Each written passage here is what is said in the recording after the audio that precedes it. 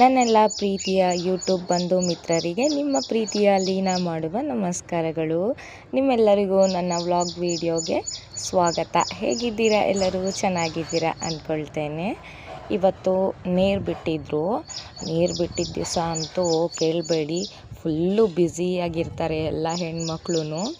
ಅದರಲ್ಲೂ ಕೆಲವೊಂದು ಟೈಮು ಕೆಲ್ಸಕ್ಕೆ ಹೋಗೋ ಅಂಥವ್ರಾದರೆ ಅವ್ರಿಗೆ ಪಾಪ ಅದೇ ಟೈಮಿಗೆ ನೀರು ಬಿಟ್ಬಿಡ್ತಾರಲ್ವ, ಅವರಿಗೆ ನೀರು ತುಂಬ್ಕೊಳ್ಳೋಕ್ಕೆ ತುಂಬ ಕಷ್ಟ ಆಗುತ್ತೆ. ನಾನು ಮನೆಯಲ್ಲೇ ಇರೋದ್ರಿಂದ ಇವತ್ತು ಫುಲ್ ಬ್ಯುಸಿ.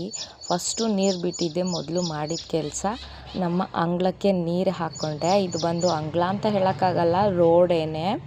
ಇಲ್ಲಿ ಗಾಡಿಗಳೆಲ್ಲ ಓಡಾಡ್ತಾವಲ್ಲ, ಹಾಗಾಗಿ ಟಾರ್ ರೋಡ್ ಅಷ್ಟು ಚೆನ್ನಾಗಿ ಮಾಡಿಲ್ಲ ನಮ್ಮನೆ ಎದುರುಗಡೆ.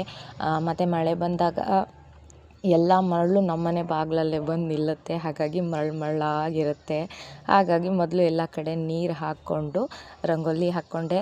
ರಂಗೋಲಿ ಹಾಕಬೇಕಾದ್ರೂ ಭಾರಿ ದೊಡ್ಡ ತಲೆ ಬಿಸಿ, ದಿನ ಹೊಸ ಹೊಸ ಡಿಸೈನ್ ರಂಗೋಲಿ ಎಲ್ಲಿಂದಪ್ಪ ಹಾಕೋದು ಅಂಥೇಳಿ ಯಾವುದೋ ಒಂದು ಅರ್ಜೆಂಟಿಗೆ ಕೈಗೆ ಬಂದಿದ್ದನ್ನ ಬಿಟ್ಟು ಬಂದೆ. ಅಷ್ಟೊತ್ತಿಗೆ ಅಮ್ಮ ಕೂಡ ಅಡುಗೆಗೆ ರೆಡಿ ಮಾಡ್ಕೊಳ್ತಾಯಿದ್ರು. ನಾನು ಒಳಗೆ ಹೊರಗೆ ಎಲ್ಲ ನೀರೆಲ್ಲ ತುಂಬ್ಕೊಂಡ್ಮೇಲೆ ಗಿಡಗಳಿಗೆ ನೀರು ಹಾಕ್ಕೊಂಡೆ. ಇತ್ತೀಚೆಗೆ ತುಂಬ ಒಂದು ಕಳೆ ಬಂದಿದ್ದರಿಂದ ಎಲ್ಲ ಕಳೆನಾಶಕ ಹೊಡೆದಿದ್ರು ನಮ್ಮನೆಯವರು, ಹಾಗಾಗಿ ಅಷ್ಟೇನು ಗಿಡಗಳಿಲ್ಲ. ಇರೋದು ಬರೀ ಹೂವು ಮತ್ತು ಒಂದೆರಡು ತರಕಾರಿ ಬಳ್ಳಿಗಳು, ಬದನೆಕಾಯಿ ಗಿಡ ಅಷ್ಟೇ. ನಮ್ಮ ಮನೆಯಲ್ಲಿ ಜಾಸ್ತಿ ಗಿಡ ಇರೋದು ಅಂದರೆ ಹೂವಿಂದೇ, ಯಾಕಂದರೆ ಪೂಜೆಗೆ ಬೇಕಾಗತ್ತಲ್ವ. ಹೂವಿನ ರೇಟ್ ಅಂತೂ ಕೇಳೋಕ್ಕಾಗಲ್ಲ, ದಿನ ಹೂವು ತರೋಕ್ಕಾಗಲ್ಲ. ಈ ಥರ ಬಿಡಿ ಹೂವುಗಳು ಮನೆ ಹತ್ರ ಬೆಳೆಸ್ಕೊಂಡ್ರೆ ಅದನ್ನೇ ದೇವ್ರಿಗೆ ಇಡ್ಬೋದು, ನೋಡೋಕೆ ಕೂಡ ತುಂಬ ಚೆನ್ನಾಗಿ ಕಾಣುತ್ತೆ ಅಂತ. ನೀರಿನ ಕೆಲಸ ಎಲ್ಲ ಮುಗಿಸ್ಕೊಂಡೆ. ಮನೆಗೆ ಬಂದು ನೋಡ್ತೀನಿ, ಒಳಗಡೆ ನನ್ನ ಬಿಟ್ಟಾಕಿ ಬಿಸಿ ಬಿಸಿ ಪಾಯಸ ತಿಂತಾಯಿದ್ದಾರೆ. ನನ್ನ ಮಗ ಆಚೆ ತಿಂಡಿ ತಿನ್ನೋಕ್ಕೆ ತುಂಬ ಒದ್ದಾಡ್ತಾನೆ, ಹಾಗಾಗಿ ಅಮ್ಮ ಬಿಸಿ ಬಿಸಿ ಪಾಯಸ ಮಾಡಿದರು. ಅವರು ಪಾಯಸ ಎಲ್ಲ ತಿಂದ್ಕೊಂಡು ತಿಂಡಿ ಮುಗಿಸ್ಕೊಂಡ್ರು. ಹಾಗೆ ಇವತ್ತು ನನ್ನ ಮಗಳು ನಮ್ಮ ಅಪ್ಪನಿಗೆ ನಾನೇ ಊಟ ಪ್ಯಾಕ್ ಮಾಡಬೇಕು ಅಂತೇಳ್ಬಿಟ್ಟು ಬಾಕ್ಸ್ ಎಲ್ಲ ತೊಳ್ಕೊಂಬಂದ್ಬಿಟ್ಟು ಅವಳೇ ಅನ್ನ ಸಾರು ಎಲ್ಲ ಹಾಕಿ ಎತ್ತಿಟ್ಲು. ಇವತ್ತೇನೋ ದೊಡ್ಡ ಜವಾಬ್ದಾರಿ, ಅಪ್ಪನ ಮೇಲೆ ಪ್ರೀತಿ ಜಾಸ್ತಿ ಬಂದುಬಿಟ್ಟಿದೆ, ನಾನೇ ಹಾಕ್ತೀನಿ ಅಂಥೇಳಿ. ನಮ್ಗೆ ಯಾರಿಗೂ ಮುಟ್ಟಕ್ಕೆ ಕೂಡ ಬಿಟ್ಟಿಲ್ಲ. ಅವಳೇ ಬಾಕ್ಸಿಗೆ ಊಟ ಹಾಕಿ ಕೊಟ್ಟಳು. ನಮ್ಮನೆಯವ್ರಿಗೆ ತುಂಬ ಖುಷಿ ಆಯಿತು. ಮತ್ತು ನಾವು ಸ್ವಲ್ಪ ನಮಗೆ ಕಷ್ಟ ಕಾಲ ಬಂದಾಗ ಸಂಘಗಳಲ್ಲಿ ಸ್ವಲ್ಪ ಸಾಲ ತೊಗೊಂಡಿದ್ವಿ. ಅದು ವಾರ ವಾರ ಕಟ್ಟಕ್ಕೆ ಬರುತ್ತೆ. 2 ಸಂಘದಲ್ಲಿ ತೊಗೊಂಡಿದ್ವಿ, ಒಂದು ಗ್ರಾಮೀಣದಲ್ಲಿ ಮತ್ತು ಇನ್ನೊಂದು ಧರ್ಮಸ್ಥಳ ಸಂಘದಲ್ಲಿ. ಹಾಗಾಗಿ ವಾರ ವಾರ ಅದನ್ನು ಕಟ್ಟಲೇಬೇಕಲ್ವ. ಹಾಗಾಗಿ ನಮ್ಮ ಮನೆಯವರು ಮೇಸ್ತ್ರಿ ಹತ್ರ ಹೋಗ್ಬಿಟ್ಟು ದುಡ್ಡು ತೊಗೊಂಡು ಬಂದಿದ್ದರು. ಅದರಲ್ಲಿ ಧರ್ಮಸ್ಥಳ ಸಂಘಕ್ಕೆ ಬೇರೆ ಮತ್ತು ಗ್ರಾಮೀಣ ಸಂಘಕ್ಕೆ ಬೇರೆ ಅಂತೇಳ್ಬಿಟ್ಟು ದುಡ್ಡನ್ನ 2 ಭಾಗ ಮಾಡ್ತಾಯಿದ್ದಾರೆ. ಮಿನಿಮಮ್ ಒಂದು ವಾರಕ್ಕೆ ಸಂಘಕ್ಕೆ 3,000ದಿಂದ 3,500 ಸಂಘಕ್ಕೇ ಹೋಗಿಬಿಡುತ್ತೆ. ಮಕ್ಕಳು ತಿಂಡಿ ಎಲ್ಲ ಮುಗಿಸ್ಕೊಂಡು ಯೂನಿಫಾರ್ಮಲ್ಲಿ ಎತ್ಕೊಂಡು ಬಂದರು. ಅಮ್ಮ ತಲೆ ಬಾಚು ಅಂತೇಳಿ. ಸರಿ ಆಯಿತು. 2 ಜಡೆ ಹಾಕಬೇಕು, ಆದರೆ ಟೇಪ್ ತುಂಬ ಹಳೇದಾಗಿದ್ದರಿಂದ ಎತ್ತಿ ಬಿಸಾಕ್ಬಿಟ್ಟಿದ್ದೆ. ಹಾಗಾಗಿ ನನಗೆ ಬೈತಾಯಿದ್ರು. ಇದ್ದಿದ್ದರೆ ಅದನ್ನೇ ಹಾಕ್ಕೊಂಡು ಹೋಗ್ತಾಯಿದ್ವಿ, ನೀನು ಒಂದು ಸ್ವಲ್ಪ ಒಂಥರ ಆಗಿದ ತಕ್ಷಣ ಎಲ್ಲ ಬಿಸಾಕ್ಬಿಡ್ತೀಯಾ ಅಂಥೇಳಿ. ಸರಿ ಆಯಿತು ಮಕ್ಕಳ, ಟೆನ್ಷನ್ ತಗೋಬೇಡಿ, ಅಪ್ಪ ಸಂತೆಗೆ ಹೋದಾಗ ಟೇಪ್ ತರಿಸ್ತೀನಿ ಅಂತೇಳಿ ಅವರಿಗೆ ಸಮಾಧಾನ ಮಾಡಿ ರೆಡಿ ಮಾಡೋಕ್ಕೆ ನಿಂತ್ಕೊಂಡೆ. ಅಷ್ಟೊತ್ತಿಗೆ ನಮ್ಮ ಮನೆಯವ್ರಿಗೂ ಕೂಡ ಕೆಲಸಕ್ಕೆ ಟೈಮ್ ಆಗಿತ್ತು. ಅವರು ಹೋದರು. ಅಮ್ಮನೂ ಸಂಘಕ್ಕೆ ದುಡ್ಡು ಕಟ್ಬಿಟ್ಟು ಬಂದರು. ಮಕ್ಕಳನ್ನು ರೆಡಿ ಮಾಡಿಬಿಟ್ಟಿದ ತಕ್ಷಣ ಒಂದೇ ಓಟ. ನನ್ನ ಮಕ್ಕಳಿಗೆ ಸ್ಕೂಲಿಗೆ ರಜಾ ಹಾಕಿ ಅಂದಾಗ ಒಂಥರ ಬೇಜಾರಾಗ್ಬಿಡುತ್ತೆ ಅವರಿಗೆ. ಸ್ಕೂಲು ಅಂದರೆ ಭಾರಿ ಇಷ್ಟಪಟ್ಟು ಓಡ್ತಾರೆ. ನಮ್ಮಮ್ಮ ಸಂಘ ಕಟ್ಟಿ ಬಂದು ಪಾತ್ರೆ ಎಲ್ಲ ತೊಳೆದು ಕೊಟ್ಟರು.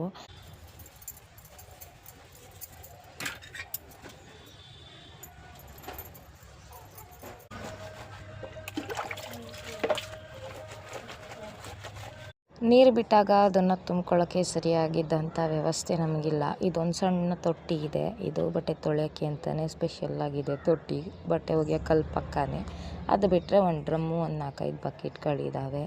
ಹಾಗಾಗಿ ಮತ್ತು ಇಲ್ಲಿ 3 ದಿವಸಕ್ಕೆ 4 ದಿವಸಕ್ಕೆ ಒಂದು ಸರಿ ನೀರು ಬಿಡ್ತಾರೆ. ಆವಾಗ ನೀರು ಖಾಲಿ ಮಾಡ್ಕೊಬಿಟ್ರೆ ಮತ್ತೆ ಗೋಳಾಗುತ್ತೆ, ತುಂಬ ದೂರದಿಂದ ನೀರು ತೊಗೊಂಡು ಬರಬೇಕಾಗತ್ತೆ. ಹಾಗಾಗಿ ನೀರು ಬಿಟ್ಟಿದ್ದ ದಿವಸ ಬಟ್ಟೆ ತುಂಬ ಲಾಟ್ ಬಿದ್ದಿರುತ್ತಲ್ವ. ನನ್ನ ಮಗಂದು ಡೈಲಿ ಒಗಿತೀವಿ, ನನ್ನ ಮಕ್ಕಳದು ನಮ್ಮದೆಲ್ಲನೂ ಈ ಥರ ನೀರು ಬಿಟ್ಟಿದ್ದ ದಿವಸ ಮಾತ್ರ ತೊಳ್ಕೊತೀವಿ. ಹಾಗಾಗಿ ಬಟ್ಟೆ ತುಂಬ ಇದ್ವು, ಅದನ್ನೆಲ್ಲ ತೊಳ್ಕೊಂಡು ನನ್ನ ಮಗನಿಗೆ ನೀರು ಎಬ್ಬಿಸಿ ಇಟ್ಟು ಅವನಿಗೆ ಸ್ನಾನ ಮಾಡಿಸಿ ನಾನು ನೀರು ಇಟ್ಕೊಂಡು ನಾನು ಫ್ರೆಶ್ ಆದೆ. ಮತ್ತು ನಾನು ಅಷ್ಟಾಗೇನು ಜಾಸ್ತಿ ಮೇಕಪ್ ಎಲ್ಲ ಮಾಡೋಕ್ಕೆ ಹೋಗಲ್ಲ. ನನಗೆ ಮೇಕಪ್ ಮಾಡೋಕ್ಕೆ ಬರೋದು ಇಲ್ಲ. ಕೆಲವರು ಆ ಕ್ರೀಮು ಈ ಕ್ರೀಮು ಹಚ್ತಾರೆ. ನನಗದು ಯಾವುದೂ ಅಭ್ಯಾಸ ಇಲ್ಲ. ಸಿಂಪಲಾಗಿ ಮುಖ ತೊಳ್ಕೊಂಡು ಪೌಡ್ರ್ ಹಾಕ್ಕೊಂಡು ಒಂದು ಲೈಟಾಗಿ ಹಣೆ ಬೊಟ್ಟು ಕುಂಕುಮ ಇಟ್ಕೊಳ್ತೀನಿ ಅಷ್ಟೇ. ಆಮೇಲೆ ನೀರಲ್ಲಿ ತುಂಬ ಜಾಸ್ತಿ ಕೆಲಸ ಮಾಡಿದ್ರಿಂದ ಕೈ ತುಂಬಾ ನೋವು ಸ್ಟಾರ್ಟ್ ಆಗಿಬಿಟ್ಟಿತ್ತು. ಮತ್ತು ಮಾತ್ರೆ ಕುಡಿಯೋದು ಮರ್ತೋಗ್ಬಿಡುತ್ತೆ. ಅದೇನೋ ಗೊತ್ತಿಲ್ಲ, ಯಾವಾಗಲೂ ಮಾತ್ರೆ ತೊಗೋಬೇಕು ಅಂದರೆ ಮರ್ತೇ ಹೋಗಿರುತ್ತೆ. ಸಡನ್ನಾಗಿ ಜ್ಞಾನ ಬಂತು. ಮೊದಲು ಮಾತ್ರೆ ಕುಡಿದೆ, ಹೊಟ್ಟೆ ತುಂಬ ಹಸಿತಾ ಇತ್ತು. ಆದರೆ ಮಾತ್ರೆ ಕುಡಿದು 1 ಅವರ್ ಬಿಟ್ಟು ಊಟ ಮಾಡಬೇಕಲ್ವ. ಹಾಗಾಗಿ ಅಲ್ಲಿ ತನಕ ಒಗೆದಿಟ್ಟಿರೋವಂಥ ಬಟ್ಟೆಗಳನ್ನೆಲ್ಲ ಮಡಚಿಟ್ಟೆ. ನಾನು ಊಟ ಮಾಡೋಷ್ಟೊತ್ತಿಗೆ 11 ಗಂಟೆ ಆಗೇ ಹೋಗುತ್ತೆ. ಎಲ್ಲ ಕೆಲಸ ಮುಗಿಸ್ಕೊಂಡು ಕಸ ಗುಡಿಸೋದು, ನೆಲ ಒರೆಸೋದು ಅಂತೆಲ್ಲ ಮುಗಿಸ್ಕೊಂಡು ನಾನು ನನ್ನ ಮಗ ತಿಂಡಿ ಮಾಡ್ಕೊಂಡ್ವಿ. ಆಮೇಲೆ ಅಮ್ಮ ಸ್ವಲ್ಪ ಬೇವಿನ ಸೊಪ್ಪು ತೊಗೊಂಬಂದಿದ್ರು. ಅದನ್ನು ಹಾಗೆ ಇಟ್ಬಿಟ್ಟಿದ್ದೆ. ಅದೆಲ್ಲ ಒಣಗಿದೆ ಈಗ. ಅದನ್ನೆಲ್ಲ ಕಿತ್ತು ಕ್ಲೀನ್ ಮಾಡಿ ಅದನ್ನು ಮಿಕ್ಸಿಗೆ ಹಾಕ್ಬಿಟ್ಟು ಚೆನ್ನಾಗಿ ಪೌಡ್ರು ಮಾಡಿ ಇಟ್ಕೊಂಡಿದ್ದೀನಿ. ಯಾಕಂತ ಹೇಳಿದರೆ ಗಾಯಗಳು ಏನಾದರೂ ಆದಾಗ ಅರಿಶಿನ ಪುಡಿ ಮಿಕ್ಸ್ ಮಾಡಿ ಅದನ್ನು ಹಚ್ಕೊಂಡ್ರೆ ಬೇಗ ಮಾಯುತ್ತೆ ಅಂಥೇಳಿ. ಅಷ್ಟೊತ್ತಿಗೆ ಲೈಟಾಗಿ ಮಳೆ ಉದ್ರಂಗಾಯಿತು. ನನ್ನ ಮಗ ಮಳೆ ಬರೋದು ನೋಡಿ, ಅಮ್ಮ ಏನಾರ ಅಂಗಡೀಲಿ ಕೊಡಿಸ್ತೀಯಾ ಅಂತ ಅಂಗಡಿ ತಿಂಡಿ ಅವಾಯ್ಡ್ ಮಾಡೋಕ್ಕೋಸ್ಕರ ಅವನಿಗೆ ಮನೆಯಲ್ಲೇ ಬಿಸಿ ಬಿಸಿ ಬೋಂಡ ಮಾಡಿ ಕೊಟ್ಟೆ. ಅಷ್ಟೊತ್ತಿಗೆ ಅಮ್ಮನೂ ಕೆಲಸ ಮುಗಿಸ್ಕೊಂಡು ಬಂದರು. ಏನಾದರೂ ತೊಗೊಬರ್ತಾರೆ. ಅವರು ಕೆಲ್ಸಕ್ಕೆ ಹೋಗೋ ಜಾಗದಲ್ಲಿ ಮಾವಿನ ಮರ ಇದೆ. ಅದರಲ್ಲಿ ತುಂಬ ಮಾವಿನ ಹಣ್ಣುಗಳು ಬಿಡುತ್ತೆ. ಪ್ರತಿ ಸರಿ ಹೋದಾಗ ಅಲ್ಲಿ ಮಾವಿನ ಹಣ್ಣು ಬಿದ್ದಾಗ ಎಲ್ಲ ಆರಿಸ್ಕೊಂಡು ಮೊಮ್ಮಗನಿಗೆ ಅಂಥೇಳಿ ತೊಗೊಂಡು ಬರ್ತಾರೆ. ನನ್ನ ಮಗ ಆ ಮಾವಿನ ಹಣ್ಣು ನೋಡಿದ ತಕ್ಷಣ ಫುಲ್ ಖುಷಿ ಆಗಿಬಿಟ್ಟ. ತೊಳೆದು ನನಗೆ ನನ್ನ ಮಗನಿಗೆ ಕೊಟ್ಟರು. ಇವತ್ತಿನ ವ್ಲಾಗ್ ವಿಡಿಯೋ ಇಷ್ಟೇ. ನಿಮ್ಮೆಲ್ಲರಿಗೂ ಇದು ತುಂಬ ಇಷ್ಟ ಆಗಿರುತ್ತೆ ಅಂದ್ಕೊಳ್ತೀನಿ. ಇಷ್ಟ ಆಗಿದ್ದರೆ ದಯವಿಟ್ಟು ಒಂದೊಳ್ಳೆ ಕಮೆಂಟ್ ಜೊತೆ ಲೈಕ್ ಮಾಡಿ. ಹಾಗೆ ನಿಮ್ಮ ಬಂಧು ಮಿತ್ರರಿಗೆ ಈ ವಿಡಿಯೋನ ಆದಷ್ಟು ಶೇರ್ ಮಾಡಿ. ಅವರು ಕೂಡ ನಮ್ಮ ಚಾನಲ್ನ ಸಬ್ಸ್ಕ್ರೈಬ್ ಮಾಡಿಕೊಂಡು ಸಪೋರ್ಟ್ ಮಾಡಲಿ.